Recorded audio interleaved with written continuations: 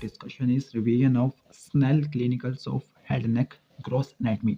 सबसे पहला जो क्लिनिकल है fractures of skull, fracture of skull का। तो फ्रैक्चर ऑफ स्कल कहते हैं कि जो एडल्ट के अंदर फ्रैक्चर स्कल की काफ़ी ज़्यादा होती है। इन्फेंट के अंदर स्कल की फ्रैक्चर इसलिए कम होती है क्योंकि इनकी बोन्स काफ़ी ज़्यादा रेजिलियंट होती है और उनको सेपरेट करने वाला स्यूचर होता है जो इनको स्ट्रक्चरल सपोर्ट प्रोवाइड करेगा।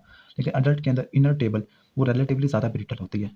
इसके अलावा जो स्यूचरल लिगामेंट इनकी ओसिफिकेशन हो जाती है मिडिल एज के अंदर, तो स्यूचर भी गायब हो गया और इनर टेबल की ब्रिटलनेस जिसकी वजह से अडल्ट के अंदर स्कल के फ्रैक्चर्स काफ़ी ज़्यादा होते हैं। अब हम पहले देख लेते हैं fracture of anterior cranial fossa, fracture of middle cranial fossa, fracture of posterior cranial fossa. पहले देखते हैं एंटीरियर क्रेनियल फोसा के फ्रैक्चर। एंटीरियर क्रेनियल फोसा के फ्रैक्चर हुआ है तो स्पेसिफिकली देखते हैं पहले हम क्रिब्रिफॉर्म प्लेट का, दूसरा हम देख लेते हैं orbital plate of frontal bone, क्योंकि यही दो बोन्स होती हैं जो एंटीरियर क्रेनियल फोसा का फ्लोर बनाएगी। तो एंटीरियर क्रेनियल फोसा का अगर क्रिब्रिफॉर्म प्लेट अगर डैमेज होती है एथमॉइड बोन की, तो इसकी वजह से हमें क्या क्या देखने को मिलेगा। पहली बात, क्रिब्रिफॉर्म प्लेट के अंदर क्रिब्रिफॉर्म फॉर्म परफोरेशंस होती है, उस क्रिब्रिफॉर्म फोरामिना से पास करती है ऑल्फैक्टरी नर्व यानी ऑल्फैक्टरी सेल्स की एक्सोन्स। तो हमें स्मेल लॉस देखने को मिलेगा। इस कंडीशन को बोलते हैं एनोस्मिया। एनोस्मिया देखने को मिलेगा। इसके साथ चूंकि ये जो एंटीरियर क्रेनियल फोसा और नेजल कैविटी इनको सेपरेट करने वाला cribriform plate of ethmoid bone होता है, तो cribriform plate of ethmoid bone damage होगा तो नोज ब्लीडिंग देखने को मिलेगी। नोज ब्लीडिंग को बोलते हैं एपिस्टैक्सिस। दूसरा इफेक्ट होगा एपिस्टैक्सिस। तीसरा, सीएसएफ की लीकेज हो जाएगी नोज के अंदर, तो नोज के अंदर सीएसएफ की डिस्चार्ज हो जाना, इसको बोलते हैं सीएसएफ रिनोरिया। तो तीन चीज़ें आपको देखने को मिलती हैं। दूसरा फ्रैक्चर हम पढ़ेंगे वो होगा orbital plate of frontal bone. अगर orbital plate of frontal bone अगर डैमेज होती है तो orbital plate of frontal bone ने बनाना होता है ऑर्बिटल कैविटी भी। तो जो हेमरेज होता है, हेमरेज कहाँ पे चला जाएगा, हेमरेज ऑर्बिटल कैविटी के अंदर चला जाएगा। जब ऑर्बिटल कैविटी के अंदर चला जाएगा तो आई बाल की स्वेलिंग होगी, आई बाल की स्वेलिंग होगी, आई बाल काफ़ी ज़्यादा बल्जिंग नजर आएगी। इस कंडीशन को बोलते हैं एक्सोफ्थाल्मोस। क्या बोलते हैं, एक्सोफ्थाल्मोस। इसके साथ ये भी हो सकता है कि जो फ्रंटल एयर साइनस वो भी डैमेज हो सकती है। अगर फ्रंटल एयर साइनस डैमेज होती है तो फ्रंटल एयर साइनस ने ड्रेन होना है मिडल नेजल मीटस में, तो नोज के अंदर हेमरेज देखने को मिलेगा। इसको बोलते हैं एपिस्टैक्सिस। मतलब epistaxis orbital plate of frontal bone और ये cribriform plate of ethmoid bone, इन दोनों के फ्रैक्चर की वजह से हो सकती है। इसके साथ हमें सीएसएफ रिनोरिया भी देखने को मिलेगा। तो हमने देख लिया fracture of anterior cranial fossa जिसमें cribriform plate of ethmoid bone, और हमने देख लिया orbital plate of frontal bone. अब हम देख लेते हैं fractures of middle cranial fossa. Middle cranial fossa के फ्रैक्चर सबसे ज़्यादा कॉमन होते हैं एंटीरियर और पोस्टीरियर से। क्यों? क्योंकि इसके अंदर मल्टीपल ओपनिंग्स होती है, वीकेस्ट पार्ट होता है और यहाँ पे बहुत सारी ओपनिंग्स और किनाल्स होती है।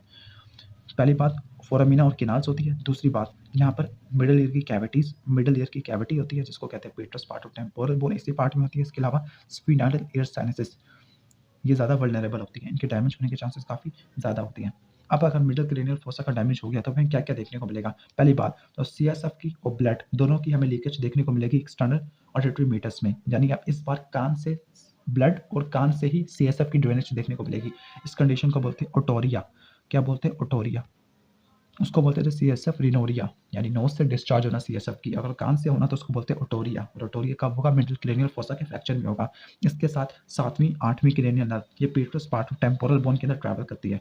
सातवीं फेशियल, आठवीं vestibular cochlear internal acoustic meatus के अंदर पास करती है। तो ये भी डैमेज हो गया तो फिर फेशियल पाल्सी देखने को मिलेगी, हेयरिंग लॉस और इक्विलिब्रियम मेंटेन करना मुश्किल हो जाएगा। तीसरी चौथी छठी ये डैमेज होती है जब lateral wall of cavernous sinus damage होती है। के साथ-साथ ये भी हो सकता है कि जो ब्लड और सेरेब्रोस्पाइनल फ्लूइड है वो स्फिनाइडल एयर साइनसेस में जा सकता है नोज़ में। तो आपने सिर्फ ये चंद बातें रट्टा मारनी है कि मिडल क्रेनियल फोसा के फ्रैक्चर ज़्यादा क्यों कॉमन होते हैं, क्योंकि काफ़ी ज़्यादा वीकेस्ट पार्ट है, इसके अंदर काफ़ी ज़्यादा फोरामिना और केनाल्स होती हैं।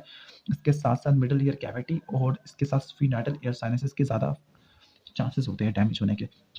इसकी इफेक्ट क्या होगा? इफेक्ट ये होगा कि नोज़ नहीं बल्कि ब्लड की और सीएसएफ की ड्रेनेज हो जाना एक्सटर्नल कॉस्टिक मीटर्स में। इस कंडीशन को बोलते हैं ओटोरिया। 7th और 8th क्रेनियल नर्व की लीजन्स देखने को मिलेगी। इसके साथ तीसरी चौथी छठी क्रेनियल नर्व्स जब ये कैवर्नस साइनस की लैटरल वाल में पास करती है। कैवर्नस साइनस के मीडियल वाल में स्पेसिफिकली हम कह सकते हैं एब्ड्यूसन, वैसे छठी तो एब्ड्यूसन वाली मीडियल वाल में होती है, और इंटरनल कैरोटिड आर्टरी। ठीक हो गया। अब हम देख लेते हैं fracture of posterior cranial fossa. अगर पोस्टीरियर क्रेनियल फोसा होता है तो इसका ब्लड स्केप कर जाएगा नेप ऑफ नेक। अब नेप ऑफ नेक क्या है? बैक ऑफ नेक को बोलते हैं नेप ऑफ नेक। ठीक हो गया। तो पोस्टीरियर पार्ट ऑफ नेक में ब्लड चला जाएगा, जबकि एंटीरियर क्रेनियल फोसा में ब्लड कहाँ पे डिस्चार्ज करता था? नोज के अंदर। मिडल क्रेनियल फोसा में करता था ये क्या था किसके अंदर? एक्सटर्नल कॉस्टिक मीटर्स के अंदर। जबकि यहाँ पर fracture of posterior cranial fossa तो यहाँ पे ब्लड स्केप कर जाएगा पोस्टीरियर पार्ट ऑफ नेक, यानी बैक ऑफ नेक में चला जाएगा deep to post vertebral muscles. तो ये प्री वर्टिब्रल मसल्स होते हैं, पोस्ट वर्टिब्रल मसल्स होते हैं, इनको हम बाद में देखेंगे। ठीक हो गया। अब जो हीमाटोमा है, हीमाटोमा कहाँ पे जा सकता है? हीमाटोमा मसल्स के दरमियान से होता हुआ पोस्टीरियर ट्रायंगल में चला गया, कहाँ में चला गया, पोस्टीरियर ट्रायंगल ऑफ नेक में चला गया। इसके साथ साथ पहली चीज़ तो होगी पोस्टीरियर ट्रायंगल ऑफ नेक, दूसरा ये हो सकता है कि म्यूकस मेम्ब्रेन होती है रूफ ऑफ नेसोफेरिंक्स, वो भी डैमेज हो सकती है और ब्लड वहाँ पे स्किप कर सकता है। ठीक हो गया। अगर फ्रैक्चर होता है जुगुलर फोरामेन का तो 9वीं 10वीं 11वीं क्रेनियल डैमेज हो जाएगी, ये हो सकता है। और इसके साथ हाइपोग्लोसल किनाल स्ट्रॉन्ग होती है तो फिर हाइपोग्लोसल नर्व के डैमेज होने के चांसेस काफ़ी ज़्यादा कम होते हैं। तो हमें क्या क्या देखने को मिलेगा, fracture of posterior cranial fossa में ब्लड स्किप कर जाएगा बैक ऑफ नेक में deep to post vertebral muscles. इसके साथ पोस्टीरियर ट्रायंगल के अंदर हिमाटोमा देखने को मिलेगा, जो म्यूकस मेम्ब्रेन होती है रूफ ऑफ नेसोफेरिंक्स वो भी डैमेज हो जाएगी, स्वेलिंग हो जाएगी। कौन कौन सी क्रेनियल नर्व डैमेज होगी, 9वीं 10वीं 11वीं। उसके अंदर था 7वीं 8वीं 3री 4थी 6ठी पड़ी थी, उसके अंदर हमने ओल्फैक्टरी नर्व पढ़ी थी एंटीरियर क्रेनियल फोसा में। ठीक हो गया। अब यहाँ पे अगर बीडी के अंदर क्लिनिकल्स को देखें तो बीडी के अंदर भी वही बात लिखी हुई है कि अगर फ्रैक्चर होती है एंटीरियर क्रेनियल फोसा में तो ब्लीडिंग हमें देखने को मिलती है और डिस्चार्ज देखने को मिलता है सीएसएफ का नोज के जरिए। इस कंडीशन को बोलते हैं, वहाँ पे लिखा हुआ था सीएसएफ रिनोरिया, और यहाँ पे हम इसको ब्लैक आई भी बोल सकते हैं, ब्लैक आई। ठीक हो गया, ब्लैक आई, क्योंकि अगर ऑर्बिटल क्लियर फ्रंटल बोन अगर डैमेज होती है तो फिर ब्लड सीप आउट कर जाएगा आईलिड के अंदर, क्योंकि फ्रंटालिस मसल के पास बोनी ओरिजिन नहीं होता, सिर्फ बोनी ओरिजिन होता है ऑक्सीपिटालिस मसल के पास। तो हमें ब्लैक आई भी देखने को मिलेगी एंटीरियर क्रेनियल फोसा के डैमेज हो जाने की वजह से। अगर मिडल क्रेनियल फोसा का डैमेज होता है तो फिर सीएसएफ की डिस्चार्ज, ब्लड की डिस्चार्ज होगी ईयर में, तो ईयर से होगी। इसके साथ साथ ब्लीडिंग हम भी, अगर ब्लीडिंग नोज से और माउथ से होती है तो फिर स्फीनाइडल ईयर साइनसेस की वजह से हो सकती है या स्फीनाइड बोन की वजह से। 7वीं 8वीं क्रेनियल नर्व जब पास करती है इंटरनल कोस्टिक मीटर्स में तब वहाँ पे डैमेज हो सकती है। तो मिडल क्रेनियल फोसा में ईयर से डिस्चार्ज देखने को मिलेगा, इसमें नोज से देखने को मिलता था, और इसमें हमें ब्लैक आई देखने को मिलेगा, जबकि इसमें हमें 7वीं और 8वीं क्रेनियल नर्व की लीजन्स देखने को मिलेगी। अपोस्टिक क्रेनियल फोसा का अगर फ्रैक्चर होता है या फ्रैक्चर होता है तो फिर हमें ब्लीडिंग या फिर ब्रूजिंग देखने को मिलेगी मास्टॉइड रीजन में, और स्टर्नोक्लेडोमास्टॉइड तक पहुंच जाएगी, मतलब पोस्टीरियर ट्रायंगल ऑफ नेक यानी स्टर्नोक्लेडोमास्टॉइड से पीछे पीछे। तो ये था बेसिक ओवरव्यू। अब हम इसके बाद देख लेते हैं फ्रैक्चर्स ऑफ फेशियल बोन। ये तो फ्रैक्चर्स हमने पढ़ी स्कल के, तो फेशियल बोन की फ्रैक्चर, तो जो डेवलपिंग बोन्स होती है चाइल्ड के फेस की उसके ज़्यादा फ्रैक्चर होने के चांसेस होते हैं, लेकिन क्रेनियम के फ्रैक्चर होने के चांसेस अडल्ट में ज़्यादा होते हैं। ठीक हो गया। और ये फ्रैक्चर इनकम्प्लीट या फिर ग्रीन स्टिक होते हैं। ग्रीन स्टिक का मतलब कोई अगर दो हड्डियाँ इस तरह से जुड़ी हुई है, टूट गई लेकिन टूटने के बावजूद भी इनके ब्रोकन एंड्स अभी तक यूनाइट है, तो उसको बोलते हैं ग्रीन स्टिक फ्रैक्चर। और ये ग्रीन स्टिक फ्रैक्चर हमें क्लेविकल के अंदर देखने को मिलता था, जब हमने क्लेविकल का फ्रैक्चर पढ़ा था तो वो ग्रीन स्टिक वैरायटी का था। तो इस पैराग्राफ में काम की बात कुछ भी नहीं है, काम की बात बिल्कुल भी कुछ नहीं है। तो इसके बाद हम आगे चले जाते हैं उसके बाद फोंटेनालीज, चले जाते हैं फोंटेनालीज में। जो फोंटेनालीज है, फोंटेनालीज की क्या क्लिनिकल सिग्निफिकेंस होती है, फोंटेनालीज की क्लिनिकल सिग्निफिकेंस केएलएम के हिसाब से केएलएम ये कहती है कि फोंटेनालीज होते हैं ये स्कल बोन की ग्रोथ को चेक करने के लिए इस्तेमाल होते हैं। तो यहाँ पे देख लेते हैं, यहाँ पे लिखा होगा फोंटेनालीज का सिग्निफिकेंस के। जो फोंटेनालीज होते हैं ये फ्रंटल बोन और पैराइटल बोन की ग्रोथ को चेक करने के लिए इस्तेमाल की जाती है। इसके अलावा डिग्री ऑफ हाइड्रेशन को यूज़ करने के लिए कि अगर फोंटेनाली अगर डिप्रेस होगी तो फिर डिप्रेस फोंटेनाली ये शो करेगा कि डिहाइड्रेशन हुआ है, या फिर इंट्राक्रेनियल प्रेशर को शो करती है। कैसे, अगर बल्जिंग फोंटेनाली होगा तो उसका मतलब इंट्राक्रेनियल प्रेशर क्रेनियल कैविटी में काफ़ी ज़्यादा हो गया है। तो ये फोंटेनाली इसलिए यूज़ होते हैं। फोंटेनाली 4 होते हैं, एंटीरियर फोंटेनाली, पोस्टीरियर फोंटेनाली, एंटीरोलैटरल फोंटेनाली जिसको स्फीनाइडल फोंटेनाली भी बोलते हैं, और पोस्टोलैटरल फोंटेनाली जिसको बोलते हैं मास्टॉइड फोंटेनाली। पहला है एंटीरियर फोंटेनाली। एंटीरियर फोंटेनाली सबसे ज़्यादा बड़ा होता है, इसकी शेप डायमंड और स्टार शेप होती है। जबकि पोस्टीरियर फोंटेनाली, इसको मैं थोड़ा छोटा कर दूँ, हाँ, पोस्टीरियर फोंटेनाली इसकी शेप होती है ट्रायंगुलर, जबकि एंटीरियर फोंटेनाली इसकी शेप होती है डायमंड लाइक या स्टार शेप। एंटीरियर फोंटेनाली की बाउंड्री, एंटीरियर फोंटेनाली की बाउंड्री अगर आप यहाँ से देखें तो यहाँ पे आपको नजर आ रहा होगा एंटीरियर फोंटेनाली। तो एंटीरियर फोंटेनाली की बाउंड्री, तो एंटीरियरली आपको नजर आ रहा है दो हाफ्स ऑफ फ्रंटल बोन, दोनों हाफ को जोड़ने वाला एक फ्रंटल स्यूचर है। अगर ये फ्रंटल स्यूचर परसिस्ट रहे तो उसको बोलते हैं मेटॉपिक स्यूचर। तो anteriorly halves of parietal bone, posteriorly parietal bone की हाफ्स हमें देखने को मिलते हैं। असल में ये शो कर रहा है सैजिटल और कोरोनल स्यूचर। पैराइटल बोन के दरमियान जो स्यूचर होगा उसको बोलेंगे सैजिटल स्यूचर, फ्रंटल बोन और पैराइटल बोन के दरमियान होगा उसको बोलेंगे कोरोनल स्यूचर। कोरोनल स्यूचर और सैजिटल स्यूचर जहाँ पास में मिलते हैं उस पॉइंट को बोलते हैं ब्रैकमा। तो ब्रैकमा वाले पॉइंट पर एंटीरियर फोंटेनाली देखने को मिलता है, जबकि पोस्टीरियर फोंटेनाली ट्रायंगुलर शेप हमने बताया था, इसके आगे पैराइटल बोन्स होगी, इसके पीछे ऑक्सीपिटल बोन होगी। ये जंक्शन पे पड़ा होगा लैम्ब्डाइड स्यूचर के और सैजिटल स्यूचर के। सैजिटल स्यूचर होता है दो पैराइटल बोन्स के दरमियान, लैम्ब्डाइड स्यूचर होता है दो पैराइटल और एक ऑक्सीपिटल बोन के दरमियान, उसको बोलती है लैम्ब्डाइड स्यूचर। इन दोनों के जंक्शन के ऊपर एक क्रेनियोमेट्रिक पॉइंट पड़ा होता है, उसको बोलते हैं लैम्डा। तो लैम्डा के लेवल पे जो फोंटेनाली होगा उसको बोलेंगे पोस्टीरियर फोंटेनाली। ब्रैकमा के लेवल पर जो फोंटेनाली होगा उसको बोलेंगे एंटीरियर फोंटेनाली। एंटीरियर फोंटेनाली की क्लोयर होती है 18 मंथ्स ऑफ एज में आके, 18 मंथ्स में आके, जबकि पोस्टीरियर फोंटेनाली की क्लोयर होती है यहाँ पे हो जाती है फर्स्ट ईयर की एंड में, यानी 12वें महीने के बाद, और एंटीरियर वाले की होती थी 18वें महीने में। ठीक हो गया। इसके साथ जो स्फीनाइडल और मास्टोइडल फोंटेनली थे, ये इन्फेंसी में ही क्लोज हो जाती है, मतलब 2 से लेकर 3 महीनों बाद इन्फ्यूज हो जाती है। इसके साथ जो मैंडिबल की हाफ्स है वो सेकंड ईयर में आके फ्यूज हो जाती है, क्योंकि मैंडिबल या हेड एंड नेक तो हम सेकंड ईयर में ही पढ़ते हैं, तो फिर ये सेकंड ईयर में आके फ्यूज हो जाती है। इसके साथ मैक्सिला और नेजल बोन, मैक्सिला पेयर्ड होती है, नेजल बोन भी पेयर्ड होती है।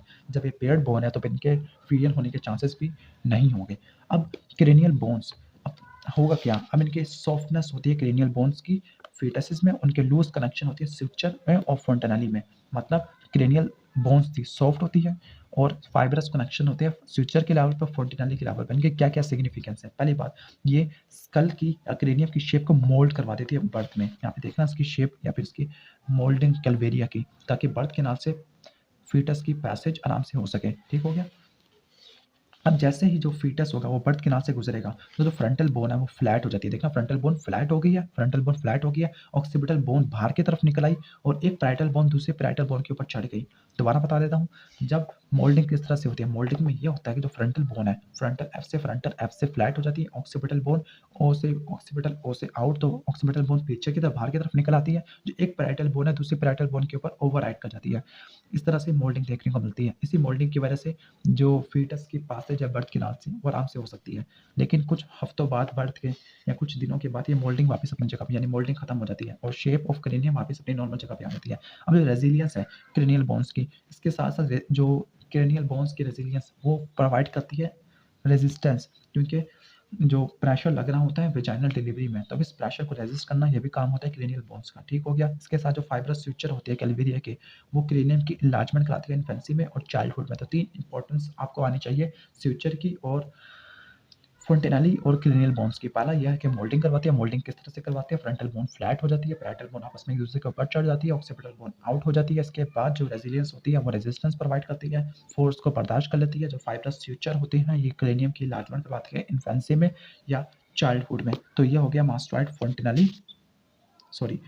फोंटेनली का ओवरव्यू। तो ये तो हो जाएगा फोंटेनलीज। तो यहाँ पर फोंटेनलीज क्या है? जो फोंटेनलीज की पाल्पेशन है फिजिशियन को बता देती है ग्रोथ की, यानी कि ग्रोथ कितनी हो रही है, डिग्री ऑफ हाइड्रेशन। हाइड्रेशन का मतलब अगर फोंटेनली डिप्रेस होगा तो बेबी की डिहाइड्रेशन, अगर फोंटेनली बल्जिंग होगी इसका मतलब इंट्राक्रैनियल प्रेशर ज़्यादा है।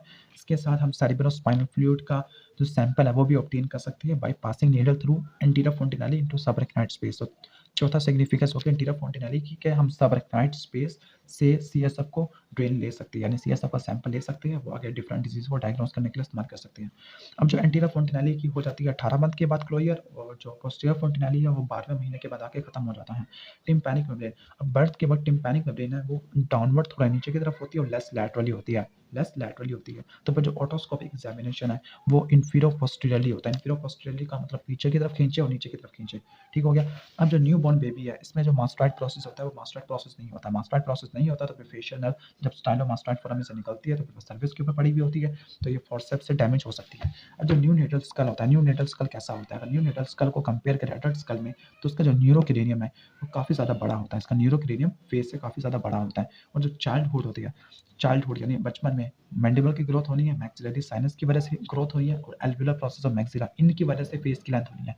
मतलब बचपन में फेस की लेंथ किन किन 3 चीज़ों की वजह से होनी है? मैंडिबल की ग्रोथ की वजह से, मैक्सिलरी साइनस की वजह से और एल्वियुलर प्रोसेस ऑफ मैक्सिला, इन 3 की वजह से फेस की ग्रोथ होनी है। दूसरी बात, जो बोन्स होती है स्कल की, न्यूनेटल स्कल की, वो स्मूथ होती है, यूनिलैमिनर होती है। यूनिलैमिनर का मतलब यहाँ पे दरम्यान में कोई डिप्लॉय नहीं होता। जो बोन्स की ओसिफिकेशन वो होती तो है लेकिन वो इनकम्प्लीट ओसिफिकेशन होती है, यानी बोन्स आपस में फाइब्रस टिश्यू या फिर कार्टिलेज से जुड़ी हुई होती है। उस फाइब्रस टिश्यू को बोलते हैं फोंटेनलीज, यानी स्ट्रक्चर के लेवल पर फाइब्रस टिश्यू या अनओसिफाइड मेम्ब्रेनस टिश्यू होता है। स्ट्रक्चर के लेवल पे उसको बोलते हैं फोंटेनलीज होती है। एंटीरियर पोस्टीरियर फोंटेनलीज ज़्यादा इंपॉर्टेंट होते हैं। इसके बाद जो टिम्पैनिक पार्ट है टेम्पोरल बोन का, वो सी शेप रिंग बनाता है बर्थ में, जबकि सी शेप कर्व होता है, कर्व प्लेट होती है अडल्ट में, लेकिन जो टिम्पैनिक पार्ट है सी शेप रिंग बनाएगा। ठीक हो गया। इसका मतलब जो एक्सटर्नल कॉस्टिक मेटस है बर्थ के टाइम पर न्यू बॉर्न में, ये सिर्फ कार्टिलेजिनस होगा, इसमें बोनी पार्ट नहीं होगा और टिम्पैनिक मेम्ब्रेन सरफेस के काफ़ी ज़्यादा करीब ही होगी। जो मास्टोइड प्रोसेस है ये बर्थ के ऊपर नहीं होता, और जब ये डेवलप करता है जब स्टर्नोक्लेटा मास्टोइड की पुल होती है, जब बेबी अपना हेड यूज़ करेगा तब स्टर्नोक्लेटा मास्टोइड की पुल होगी, जिसकी वजह से मास्टोइड प्रोसेस डेवलप करेगा। बर्थ के टाइम पर मास्टोइड एंट्रम है वो 3 मीटर डीप होता है, सुप्रामीटल ट्राइंगल की या ट्राइंगल ऑफ मैकलन बोलते हैं। हमने कहा था एक्सटर्नल कॉस्टिक मेटस के पीछे सुप्रामीटल का इसके ऊपर होती है और इसके पोस्टीरियरली एक टेंजेंट ड्रा करते हैं, ठीक हो गया, एक्सटर्नल कॉस्टिक मीटर्स की तरफ। इसके साथ जो मैंडिबल की राइट और लेफ्ट हाफ होती है, ये राइट और लेफ्ट हाफ होती है फर्स्ट ईयर के एंड में और सेकंड ईयर के स्टार्ट में, ये दोनों हाफ्स यूनाइट करते हैं और ये फ्यूजन होती है सिम्फाइसिस मेंटाई पर। सिम्फाइसिस मेंटाई पर जब बर्थ होती है तो बर्थ के टाइम पे एंगल ऑफ मैंडिबल ऑब्ट्यूस होता है। ऑब्ट्यूस होने की वजह से, ऑब्ट्यूस का मतलब ऐसा एंगल जो कि 120 डिग्री से बड़ा हो, सॉरी 90 डिग्री से बड़ा, उसको ऑब्ट्यूस बोलती है, और उससे छोटा हो तो उसको एक्यूट बोलती है, अगर 90 डिग्री का हो तो उसको राइट एंगल बोलते हैं। तो ऑब्ट्यूस होता है, ठीक हो गया। मतलब जो उसका हेड होता है मैंडिबल का, हेड हेड प्लेस पड़ा होता है अपर मार्जिन ऑफ बॉडी, और जो कोरोनाइड प्रोसेस है वो ज़्यादा ऊपर पड़ा होता है हेड के, ठीक हो गया। और जब परमानेंट टीथ की इरप्शन होती है तो फिर एंगल ऑफ मैंडिबल वापस अपनी अडल्ट शेप को अटेन कर लेगा, अडल्ट शेप को अटेन कर लेगा। फिर फाइनली हेड हायर पोजीशन पे आ जाएगा कोरोनाइड प्रोसेस से, वरना हेड वैसे अपर मार्जिन ऑफ बॉडी के लेवल पे पड़ा होता था, ठीक हो गया, और कोरोनाइड प्रोसेस से नीचे, लेकिन फिर हेड कोरोनाइड प्रोसेस से ऊपर चला जाएगा। इसके बाद जो ओल्ड एज होती है तो भी मैंडिबल का साइज कम होता रहता है, टूथ लॉस होती रहती है, जब alveolar part of bone small होती रहती है, फिर रेमस वापस ओब्लिक शेप हो जाती है, हेड की बेंडिंग हो जाती है। तो ये था बेसिक ओवरव्यू।